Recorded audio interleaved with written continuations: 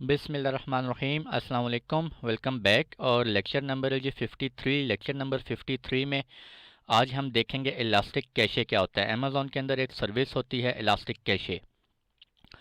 तो elastic cache पे जाने से पहले एक अपडेट है, मैं अपडेट आपको बताता चलूँ। Update about new exam. Amazon ने जो है हम जो सर्टिफिकेशन जो पढ़ रहे हैं इस वक्त AWS certified solution architect associate level की जो सर्टिफिकेशन है, इसका पहले कोड था AWS CSA। ठीक है जी।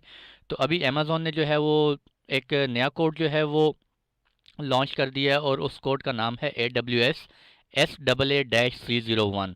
यानी कि जो एसोसिएट लेवल का जो पिछला कोड था वो कोड एक्सपायर हो गया है। ठीक है, सर्टिफिकेशन वही है, जस्ट कोड चेंज हो गया है। ठीक है, ये कोड अभी 1-2 माह पहले जो है वो चेंज हुआ था। तो अभी जो लेटेस्ट कोड है सीरीज़ में, इस लेटेस्ट सीरीज़ के अंदर भी जो जितनी भी अपडेट्स हैं वो भी हम स्टडी करेंगे। ठीक है जी। तो वो टेंशन ना लें आप, इसमें जितनी भी लेटेस्ट अपडेट्स आई हैं वो मैं भी सारी कवर करूँगा इंशाल्लाह वन बाय वन। तो कोड जो है वो चेंज हो गया AWS SAA-301। तो चलते हैं जी इलास्टिक कैशे की तरफ। इलास्टिक कैशे हमारे पास क्या होता है जी। इलास्टिक कैशे जैसे कि नाम से ही आपको ज़ाहिर हो रहा है, कैशे। कैशे मीन्स यानी कि वो कुछ ना कुछ कैशे अपने पास स्टोर रखता है। कोई हमारे पास एक इन मेमोरी है। इलास्टिक कैशे अब होता क्या है, बेसिकली हमारे पास एक इन मेमोरी कैशे होती है क्लाउड के अंदर, जिसके अंदर हम डाटा जो है वो सेव रख सकते हैं। ठीक है जी, for a temporary period of time. Elastic Cache is a web service that makes it easy to deploy, operate, and scale an in-memory cache in the cloud. The service improves the performance of web application by allowing you to retrieve information from fast managed in-memory caches instead of relying entirely on slow disk-based databases. तो elastic cache हम कह सकते हैं कि sort of हमारे पास data store है। ठीक है जी, डाटाबेस है। कैसे? अब हमारे पास फॉर एग्जांपल, चले मैं आपको पहले एक सिंपल एग्जांपल देता चलूँ। हमारे पास क्या होता है, फॉर एग्जांपल एक ब्राउज़र है आपके, फ़र्ज़ करें जी गूगल क्रोम एक मेरे पास ब्राउज़र है। जब मैं गूगल क्रोम में फ़र्स्ट टाइम ओपन करता हूँ और मैं कोई वेबसाइट ब्राउज़ करता हूँ, फॉर एग्जांपल www.urduitacademy.com। ठीक है जी। तो होता क्या है, वो थोड़ा सा आपको जो फर्स्ट टाइम जब आप कोई भी वेबसाइट ब्राउज़ करते हैं थोड़ा सा आपको डिले मिलता है। ठीक है, आपके DNS क्यूरीज होती हैं, ISP के पास जाएगा, फिर टॉप लेवल डोमेन के पास, रूट लेवल डोमेन के पास, टॉप लेवल डोमेन, फिर वापस रिप्लाई होता आएगा, वो कैशे में सेव होता आएगा। नेक्स्ट टाइम जब आप फिर आपके एंड पे आके आपके ब्राउज़र का जो कैशे होता है उसमें आके भी उसका एड्रेस जो है वो सेव हो जाएगा, उसकी हिस्ट्री। ठीक है जी। नेक्स्ट टाइम जब कोई यूज़र आपके ही इंटरनेट पे जो लोकल लगा हुआ है उसी के अंदर कोई ब्राउज़ करेगा, ठीक है जी, या आपके अपने कंप्यूटर के ऊपर ही अगर आप दोबारा अपने ब्राउज़र के अंदर दोबारा आप www.urduitacademy.com ओपन करते हैं तो वो आपको जल्दी एक्सेसिबल होगी। क्यों? क्योंकि वो कैशे से एक्सेस हो रही होगी आपको वेबसाइट। ठीक है, तो इलास्टिक कैशे क्या होता है, बेसिकली हमारे पास एक और मैं आपको एग्जांपल देता चलूँ। फॉर एग्जांपल मेरे पास एक वेब सर्वर है, वेब सर्वर के बैकएंड पे एक डेटाबेस चल रही है। ठीक है जी। वेब सर्वर पे हमारे पास कोई वेबसाइट है और यूज़र्स जो है वो फ्रिक्वेंटली उस वेबसाइट पे आते हैं और वो आकर अपने उस वेबसाइट के ऊपर जो है ना, फॉर एग्जांपल आप कह लें कि तमाम लैपटॉप्स की इंफॉर्मेशन पड़ी हुई है, हार्ड डिस्क की, लैपटॉप्स की, different laptop, Lenovo, Dell, HP, i7, different specifications के लैपटॉप्स पड़े हुए हैं। ठीक है, यूज़र उस पर आते हैं और यूज़र अपनी आके इन्फॉर्मेशन चेक करना चाहते हैं। फॉर एग्जांपल लिनोवो का कोई लैपटॉप सर्च करते हैं, डेल का लैपटॉप सर्च करते हैं। अब ये जो सारी इन्फॉर्मेशन उन लैपटॉप्स के रिगार्डिंग जो भी इन्फॉर्मेशन है, उन लैपटॉप से रिलेटेड जितनी भी इन्फॉर्मेशन वो कहाँ पड़ी होगी, बैकएंड पे एक डेटाबेस में पड़ी होगी। ठीक है जी। तो जब रिक्वेस्ट वेब सर्वर के पास आती है, वेब सर्वर क्या करता है, क्यूरी करता है डेटाबेस को कि मुझे इस लैपटॉप की इन्फॉर्मेशन फेच करके दें। ठीक है जी। तो एवरी टाइम जब भी कोई यूज़र आता है आपकी वेबसाइट के ऊपर, वेबसाइट के वेब सर्वर के पास आता है, वेब सर्वर क्या करता है, वेब सर्वर आपके डेटाबेस को क्यूरी कर रहा होता है। ठीक है, अब डेटाबेस के अंदर जो हमारे पास हार्ड डिस्क होती हैं, वो हार्ड डिस्क होती हैं, वो कौन सी होती हैं, SSDs होती हैं। ठीक है जी। जब उस पर ह्यूज नंबर ऑफ क्यूरीज आएंगी तो डेटाबेस को क्या हो सकता है, थोड़ा सा बॉटल नेक परफॉर्म, वो बॉटल नेक हो सकता है यानी कि। ठीक है जी। जब क्यूरी बहुत ज़्यादा लोड पड़ेगा तो आपका जो ट्रैफिक है वो क्या होगी, थोड़ी स्लो हो जाएगी, ब्राउजिंग स्लो हो जाएगी। यूज़र्स एंड यूज़र्स जो है वो थोड़ा सा क्योंकि बैकएंड पे बहुत सारी क्यूरीज परफॉर्म हो रही होंगी तो उसके लिए यूज़र्स को क्या होगा, थोड़ा सा स्लो ब्राउजिंग इशू आ जाएगा, हो सकता है। ठीक है जी। तो इस चीज़ को ओवरकम करने के लिए हम क्या करते हैं, डेटाबेसेस के आगे हम क्या लगा देते हैं, इलास्टिक कैशे। यानी कि एक यूज़र है, for example couple of users हैं एक ही कंपनी के अंदर, वो बार बार आते हैं और लिनोवो से रिलेटेड या डेल के HP डेल का जो लैपटॉप है उससे रिलेटेड इन्फॉर्मेशन फेच करते हैं। बजाय आपके जो वेब सर्वर है वो बार बार डेटाबेस के पास जाए, हम क्या करते हैं वेब सर्वर और डेटाबेस के दरमियान में, यानी कि डेटाबेस के सामने फ्रंट पे हम इलास्टिक कैशे सेटअप कर देते हैं। वेब सर्वर जब भी जाएगा डेटाबेस के पास, डेटाबेस से जो भी क्यूरी फेच करके लाएगा उसकी एक कॉपी जो है वो इलास्टिक कैशे में सेव हो जाएगी। ठीक है जी। नेक्स्ट टाइम जब कोई यूज़र वेब सर्वर पे आएगा वो कहेगा जी मुझे फ़लाँ इन्फॉर्मेशन चाहिए, तो आपका वेब सर्वर पहले क्या करेगा, कैशे में देखेगा, जो कि आपने इलास्टिक कैशे सेटअप किया होगा डेटाबेस के सामने, वो इलास्टिक कैशे में देखेगा। इलास्टिक कैशे में वो इन्फॉर्मेशन पड़ी होगी, तो बजाय आप वेब सर्वर आपको दोबारा डेटाबेस के पास क्यूरी सेंड करे, वो आपको इलास्टिक कैशे से ही क्यूरी करके वो आपके यूज़र को दे देगा। ठीक है जी। तो बेसिकली इलास्टिक कैशे क्या होता है, हमारे पास इन मेमोरी कैशेज होते हैं जहाँ पे हम टेम्परेरी पीरियड के लिए डाटा जो है वो कैशे जो है वो स्टोर कर सकते हैं। तो ये एग्जांपल आ गई, एग्जांपल अब मैं आपको बेहतर समझ आएगी। ये मेरे पास एक एप्लीकेशन है, ठीक है जी। ये एप्लीकेशन बार बार बैकएंड पे डेटाबेस के साथ क्या कर रही है, क्यूरी करती है, डेटाबेस को क्यूरी सेंड करती है कि मुझे फ़लाँ डाटा फेच करके लाओ, फ़लाँ डाटा फेच करके लाओ। इस एप्लीकेशन के जो ऊपर है वो बहुत सारे couple of users, hundred of users जो है वो आ रहे हैं। ठीक है जी। अब ये हमारे पास क्या है, इसके अंदर SSD स्टोरेजेस हैं, जबकि इलास्टिक कैशे के अंदर हमारे पास क्या इन मेमोरी है। ठीक है जी। तो आपकी एप्लीकेशन जब फर्स्ट क्यूरी करेगी वो क्या करेगी, आपकी क्यूरी यहाँ पे आएगी, यहाँ पे वो देखेगी यहाँ पे इलास्टिक कैशे के अंदर कैशे नहीं पड़ा हुआ। आपकी रिक्वेस्ट कहाँ चली जाएगी, डेटाबेस में। जब डेटाबेस से दोबारा वापस एप्लीकेशन में जाएगी तो यहाँ पर एक उसकी कॉपी स्टोर हो जाएगी। ठीक है जी। नेक्स्ट टाइम जब कोई आपका यूज़र आएगा, जब एप्लीकेशन के ऊपर आएगा, एप्लीकेशन दोबारा आपकी डेटाबेस में क्यूरी करने से पहले क्या करेगी, आपका जो अमेजॉन इलास्टिक कैशे आपने इन फ्रंट ऑफ डेटाबेस आपने सेटअप किया होगा, उस इलास्टिक कैशे के अंदर वो चेक करेगा क्या कैशे पड़ा हुआ है या नहीं पड़ा हुआ। अगर कैशे पड़ा हुआ है वहाँ पे, तो वहाँ से आपकी जो है वो क्यूरी परफॉर्म हो जाएगी। ठीक है, आपकी एप्लीकेशन यहाँ से डाटा फेच करेगी और आपके यूज़र को दे देगी। ठीक है जी। अगर यहाँ पे कैशे नहीं पड़ा हुआ, कैशे आपका एक्सपायर हो गया अमेजॉन इलास्टिक कैशे के अंदर, तो ये देखें जी कैसे कैशे मिस होगा। जब कैशे मिस होगा कुछ टाइम के बाद एक्सपायर हो जाएगा, आपकी एप्लीकेशन दोबारा हिट करेगी आपकी डेटाबेस को और डेटाबेस से दोबारा हिट करके लाएगी, आपका डाटा जो है वो आपके एंड यूज़र को मिल रहा होगा। ठीक है जी। तो अमेजॉन इलास्टिक कैशे जो है वो सेटअप करने से आप हमेशा डेटाबेस के सामने सेटअप करते हैं। आपकी डेटाबेस अमेजॉन अरोड़ा हो सकती है, अमेजॉन RDS हो सकती है, DynamoDB हो सकती है, कोई भी आपकी डेटाबेस हो सकती है, उसके सामने आप अमेजॉन इलास्टिक कैशे सेटअप कर सकते हैं। ठीक है जी। तो अच्छा, इलास्टिक कैशे में फर्दर वो क्या कहता है, हमारे पास इन मेमोरी की वैल्यू स्टोर है, मैंने आपको बता दी है। जहाँ पे हमें मिली सेकेंड लेटेंसी चाहिए हो अपने डाटा की, मोस्ट फास्ट एक्सेसिबिलिटी चाहिए हो, वहाँ पर हम क्या करते हैं, डेटाबेसेस के आगे इलास्टिक कैशे सेटअप कर देते हैं। और इलास्टिक कैशे वहाँ पर सेटअप करते हैं ऐसी डेटाबेसेस के सामने जहाँ पर मोस्टली डाटा जस्ट फ्रीक्वेंटली यानी कि एक्सेसिबल हो, यानी कि हम ज़्यादा उसे अपडेट नहीं कर रहे। ठीक है जी। राइट हमारे जो उसमें है वो बहुत राइट ऑपरेशंस बहुत कम है और रीड ऑपरेशंस जो है वो बहुत ज़्यादा हैं उस डेटाबेस के ऊपर। ठीक है, तो वहाँ पर हम इलास्टिक कैशे जो है इन फ्रंट ऑफ डेटाबेस सेटअप कर लेते होते हैं। Additionally curing a database will always be slower. ठीक है, वही बात, जब डेटाबेस को आप डायरेक्टली एप्लीकेशन जो है वो एक्सेस कर रही होगी, क्यूरी कर रही होगी, तो वो आपका क्या होगा, रिस्पॉन्स स्लो होगा एज़ कम्पेयर टू जब आप इलास्टिक कैशे में से क्यूरी कर रहे होंगे। इलास्टिक कैशे जो है वो AWS fully manage web service है, आपको कोई टेंशन नहीं है बैकएंड पे कोई सर्वर्स चल रहे हैं। इलास्टिक कैशे को कौन मैनेज कर रहा है, वो सब AWS ने मैनेज करना है। उसकी पैचिंग हो गई, ऑपरेटिंग सिस्टम इंस्टॉलेशन, सिक्योरिटी की हो गई, ठीक है, मेंटेनेंस वगैरह हो गई, each and everything AWS manage कर रहा होता है। इन मेमोरी की वैल्यू स्टोर है। ठीक है जी। It improves the performance of web application by allowing you to retrieval of information from a fast in memory system। ठीक है जी।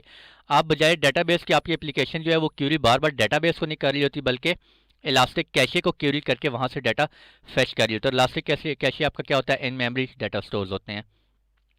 इससे क्या होगा, आपका रिस्पांस टाइम जो है वो इम्प्रूव करेगा, बिल्कुल करेगा। ठीक है जी। इन्हांस रिस्पांस टाइम, आपका जो रीड इंटेंसिव वर्कलोड्स हैं उसके लिए रिस्पांस टाइम आपका क्या हो जाएगा, इम्प्रूव हो जाएगा। ठीक है जी। जहाँ पे आपके राइट ऑपरेशंस बहुत ज़्यादा हो रहे हैं वहाँ पे आप इलास्टिक कैशे नहीं रख सकते, क्योंकि बार बार डाटा चेंज हो रहा होगा डेटाबेस में, और इलास्टिक कैशे कैशे में जो है वो पुराना डाटा पड़ा होगा। ठीक है जी, तो इलास्टिक कैशे को वहीं पे यूज़ करेंगे जहाँ पे मोस्टली आपका रीड डाटा पड़ा हुआ है, आपने डाटा वहाँ से रीड करना है मोस्टली। ठीक है जी, it offload the read workload from the main database instances. ठीक है, it does this by storing the result of frequently access pieces of data in memory. ठीक है, मैं आपको कई दफ़ा बता चुका हूँ अभी कि फ्रीक्वेंटली एक्सेस जो आपका डाटा है वो आप इलास्टिक कैशे के अंदर सेव कर देते हैं। इलास्टिक कैशे जो है वो दो तरह के इंजन को सपोर्ट करता है, एक मेम कैशे और एक रेडिस। मेम कैशे जो है हम इसको कहते हैं it's not a data store, non persistent है। ठीक है जी, जस्ट आप इसके अंदर कैशे स्टोर कर सकते हैं। और जो सेकंड इंजन को सपोर्ट करता है caching engine, that is known as Redis, is a fast no SQL engine. ठीक है जी, can be use as a database, इसको हम डाटाबेस भी यूज़ कर सकते हैं। एक और बात बताता चलूँ कि इस लेक्चर में आपका इस कोर्स में जो है वो लैब नहीं है, जस्ट थ्योरी बेस्ड है और बहुत छोटा सा लेक्चर है। मैं आपको जो बता रहा हूँ बातें, ये मैं आपको डिटेल में बता रहा हूँ। ठीक है, इसमें जस्ट इलास्टिक कैशे में सिंपल कॉन्सेप्ट है, और आपका जो है वो ये इलास्टिक कैशे कौन कौन से इंजन को सपोर्ट करता है, डेट्स इट। ठीक है जी, तो इलास्टिक कैशे में मेम कैशे जो इंजन है उसके बारे में देखते हैं। ElastiCache is not persistent नहीं है। ठीक है, can not be use as a data store, data use store के तौर पे आप यूज़ नहीं कर सकते, जस्ट इसमें आप कैशे सेव को रख सकते हैं। ठीक है, आप कहाँ पे यूज़ करते हैं, इन front of your data basis. Use cases क्या है जी, जब आपने डाटा बेस का कैशे कंटेंट करवाना हो, या कोई आपके वेब पेजेस हैं जिनके ऊपर डायनामिकल जनरेटेड वेब पेजेस आपके हैं। ठीक है, वहाँ से आप डाटा जो है वो इलास्टिक कैशे में सेव करवाना चाह रहे हैं, या आप सेशन डाटा जो है, ये अक्सर एग्जाम में क्वेश्चन आ जाता है कि सेशन डाटा जो है वो आप कहाँ पे सेव रख सकते हैं। तो सेशन डाटा जो है वो आप इलास्टिक कैशे में भी सेव रख सकते हैं और डायनामो डीबी डाटाबेस के अंदर भी सेव रख सकते हैं। नेक्स्ट जो इंजन है that is known as Redis. Redis जो है वो परसिस्टेंट है और डाटा स्टोर भी हम इसको यूज़ कर सकते हैं। यूज़ केसेस मोस्टली कहाँ पे, वेब हो गए, मोबाइल एप्लीकेशंस हो गए, फाइनेंशियल एप्लीकेशंस, गेमिंग, जहाँ पे आपको हाईली रीड ऑपरेशंस हों आपके। ठीक है जी, हाईली रीड ऑपरेशंस हों, वहाँ पे आप इसको इलास्टिक कैशे को यूज़ करते हैं और रेडिस को यूज़ करते हैं। ठीक है, क्यों, क्योंकि it can be use as a data store. ElastiCache के लिए एग्जाम टिप्स क्या हैं, मोस्टली एग्जाम में किस तरह का क्वेश्चन आ जाता होता है। फॉर एग्जांपल आपके पास एक क्वेश्चन आता है और उसमें कहा जाता है कि यार आपके पास एक डेटाबेस है और डेटाबेस के ऊपर बहुत ज़्यादा वर्कलोड है इस वक्त, बहुत ज़्यादा डाटा जो है वो डेटाबेस का वो अंडर स्ट्रेस है इस वक्त। ठीक है, तो आप कौन सा सोल्यूशन जो है वो रिकमेंड करेंगे कि जिससे आपकी डेटाबेस पे लोड ना पड़े। ठीक है जी, और डेटाबेस जो है वो हैवीली रीड इंटेंसिव ऑपरेशंस हैं उसके ऊपर, तो उसका क्या आंसर होगा जी, इलास्टिक कैशे। इलास्टिक कैशे हमसे क्या करेंगे, इलास्टिक कैशे डेटाबेस के सामने रख देंगे और हम एप्लीकेशन को बताएंगे कि जी आपने कोई भी डाटा कैशे करना है, फेच करना है, तो बजाय आप डेटाबेस को क्वेरी करें, आप कहाँ से कर रहे हो, इलास्टिक कैशे से। अगर इलास्टिक कैशे में नहीं होगा तो आपकी एप्लीकेशन कहाँ चली जाएगी, डेटाबेस के पास चली जाएगी। ठीक है, मैंने एक दो प्रैक्टिस क्वेश्चन जो है वो डाले हैं इसमें। प्रैक्टिस क्वेश्चन के जी इसी तरह के सेम सिनेरियो बेस्ड क्वेश्चन होते हैं जो कि एग्ज़ाम में आते हैं। मैं कोशिश कर रहा हूँ कि आइंदा से जो है ना इंशाल्लाह कमिंग लेक्चर्स में आपके जो है वो हर लेक्चर के आखिर में एक दो जो है ना सिनेरियो बेस्ड क्वेश्चंस में रख दिया करूँगा। और इंशाल्लाह कोर्स कंप्लीट होने के बाद काफ़ी सारे प्रैक्टिस क्वेश्चंस हैं जो कि मैंने डिस्कस करने हैं आप लोगों से, सिनेरियो बेस्ड होंगे इंशाल्लाह। ठीक है, वो प्रॉपर लेक्चर्स होंगे, उसमें अंदर 8 10 12 क्वेश्चंस होंगे, वो हर लेक्चर में मैं आपसे सिनेरियो बेस्ड आपसे डिस्कस करूँगा ताकि आप लोगों को एग्जाम का आइडिया हो जाए। अच्छा जी, ये हमें क्या कहता है, database hosted using the AWS RDS service is getting a lot of database queries and now become a bottleneck. आपके पास एक Amazon RDS service, AWS RDS service चल रही है, कोई डेटाबेस है, is getting a lot of database queries, उसके ऊपर बहुत सारी क्यूरीज आ रही हैं। ठीक है, और इतनी ज़्यादा क्यूरीज आ रही हैं कि वो अब क्या हो गई जी, बॉटलनेक बन गई है। ठीक है, जो एप्लीकेशन इस डेटाबेस के ऊपर क्यूरीज परफॉर्म कर रही थी, डाटा फेच करना चाह रही है, अब वो डेटाबेस क्या हो गई जो आपकी बॉटलनेक बन गई है। तो what action will ensure that database is not a performance bottleneck. तो क्या ऑप्शन होगा जी, first one, set up a CloudFront distribution in front of a database. Database के आगे सामने हम क्लाउड फ्रंट डिस्ट्रीब्यूशन रख सकते हैं। मैंने आप लोगों को क्लाउड फ्रंट के बारे में बताया हुआ है। क्लाउड फ्रंट बेसिकली क्या होता है, कंटेंट डिस्ट्रीब्यूशन के लिए होता है। ठीक है जी, तो ये कंटेंट डिस्ट्रीब्यूशन के लिए होता है, यहाँ पर हम इसको यूज़ नहीं कर सकते, ये बेस्ट आंसर नहीं है। Setup an ELB elastic load balancer set कर दें डेटाबेस के सामने, वो भी नहीं कर सकते, क्योंकि इलास्टिक लोड बैलेंसर जो है वो आपकी ट्रैफिक को डिस्ट्रीब्यूट कर रहा होता है, बैलेंस कर रहा होता है, लोड बैलेंसिंग कर रहा होता है। ठीक है जी, तो ये डेटाबेस के ऊपर लोड बैलेंसिंग करने से कोई फ़र्क नहीं पड़ेगा हमारे। Setup elastic cache in front of a database, तो हम अगर डेटाबेस के सामने इलास्टिक कैशे सेटअप कर दें, अब जो हमारी एप्लीकेशन जो है वो क्यूरी कर रही है, वो क्यूरीज हम क्या होंगी, अब इलास्टिक कैशे से परफॉर्म हो रही होंगी। ठीक है जी, तो सी ऑप्शन जो है वो बेस्ट ऑप्शन होगा। डी को अगर देखें तो setup SNS in front of a database, simple notification service जो है वो डेटाबेस के आगे सेटअप कर दें तो टोटली इररेलेवेंट आंसर है। ठीक है जी, तो बेस्ट आंसर इज सी। एक और प्रैक्टिस क्वेश्चन है, इसमें हमें कहता है सिनेरियो क्या है जी, हमारे पास AWS के ऊपर एक आर्किटेक्चर डिप्लॉय हुआ है, उसके अंदर हमारे पास कपल ऑफ EC2 इंस्टांसेस हैं जो कि ELB के पीछे चल रहे हैं। ठीक है, फ्रंट एंड पे क्या इलास्टिक लोड बैलेंसर, उसके बैक एंड पे काफ़ी सारे EC2 इंस्टांसेस चल रहे हैं, और उसके अंदर डेटाबेस भी हमारे पास AWS के अंदर होस्टेड है। ऑफ लेट डेटाबेस के ऊपर जो परफॉर्मेंस है, डेटाबेस की जो परफॉर्मेंस है उसके ऊपर हैज़ बिन सिलेक्टिंग कुछ इश्यूज आ रहे हैं। ठीक है, परफॉर्मेंस इश्यूज आ रहे हैं। What type of performance issues के, उसके ऊपर high number of read request आ रही हैं आपकी जो डेटाबेस है। ठीक है, डेटाबेस के ऊपर बहुत ज़्यादा हाई रीड रिक्वेस्ट आ रही हैं। जब रीड रिक्वेस्ट आ रही हैं तो मैंने आपको क्या बताया है, हमेशा डेटाबेस के आगे क्या रख दें जी, आप इलास्टिक कैशे रख दें जब आपके पास रीड रिक्वेस्ट बहुत ज़्यादा आ रही हैं। तो ऑप्शन कौन सा बेस्ट हुआ जी, बी। ठीक हो गया। समटाइम्स मैं आपको एक और प्रैक्टिकल चीज़ बताता चलूँ, AWS के एग्ज़ाम में जो क्वेश्चंस आते हैं उनमें 4 या 5 ऑप्शंस होते हैं। ठीक है, अगर 4 ऑप्शंस हैं तो उसमें 2 ऑप्शंस मोस्टली जो हैं वो क्वेश्चन के साथ बिल्कुल मैच नहीं करते, बिल्कुल हल्का फुल्का उनका क्वेश्चन के साथ टच होता है। ठीक है जी, और जो बाकी जो 2 आंसर्स होते हैं वो 2 आंसर्स काफ़ी हद तक मैच कर रहे होते हैं क्वेश्चन को। तो आप सबसे पहले क्या करें, क्वेश्चन को अंडरस्टैंड करें, क्वेश्चन को अंडरस्टैंड करने के बाद ऑप्शंस, सारे ऑप्शंस को गो थ्रू करें। सारे ऑप्शंस को गो थ्रू करने के बाद आप क्या करें, जो 2 इररेलीवेंट है उनको बिल्कुल साइड पे कर लें। 2 इररेलीवेंट को जब आप साइड पे करेंगे, पीछे आपके पास 2 ऑप्शंस रह जाएंगे, उन 2 में से वो 2 ऑलमोस्ट मैचिंग होते हैं। ठीक है जी, तो अपने कॉन्सेप्ट इस कदर अपने मतलब अपने स्ट्रॉन्ग कॉन्सेप्ट्स बनाने हैं कि उन 2 में से आप जो है वो बेस्ट ऑप्शन चूज़ कर सकें। ठीक है जी, अमेजॉन इलास्टिक कैशे यूजेस विच 2 इंजन्स, कौन से 2 इंजन्स यूज़ करते हैं जी।